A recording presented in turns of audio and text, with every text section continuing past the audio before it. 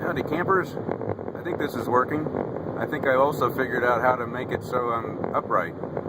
I'm just now entering North Dakota, and I'd show you the around, but it's not that much different than back there at that little town.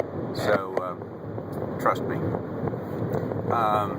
Weather info, call 511. It's pretty good service. You can dial 511 and it tells you with a series of choices on the menu, helps you pick out what road you're on, which way you're going, and then it tells you a little bit of information about what's ahead in terms of whether there's construction or congestion or weather.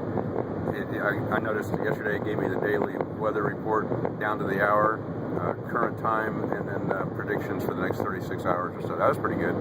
And I think I've seen that both in Iowa and South Dakota, and I just saw it in North Dakota, so I hope they have that in Montana too, because I remember Dad asking me if I have to drive into the mountains, and I don't really know.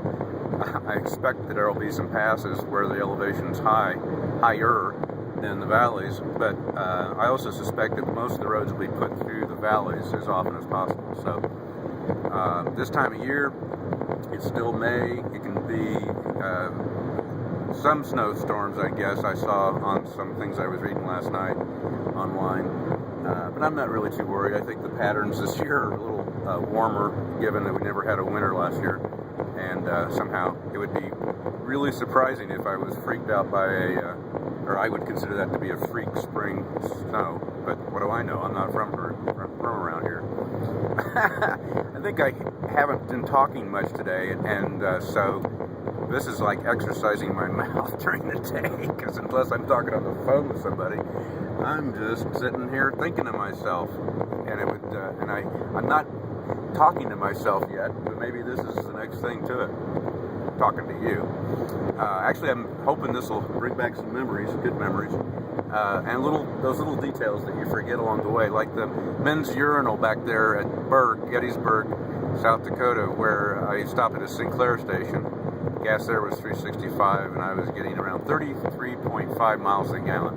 Part of that's because the speed limits around here are 75, and everybody goes 80, and I've been trying to keep up pace with them, but I've been pulling over too to let some people go by me. A lot of glacial erratics laying around these fields, and I noticed piles of rocks. I took a couple pictures where you can just see over the years people have been building mounds of stones, and they're all over the place.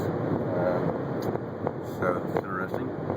And a lot of things that you take a picture of when you first see it, you don't realize you're going to see it over and over replicated throughout the next 50 or 100 or maybe the rest of your trip miles.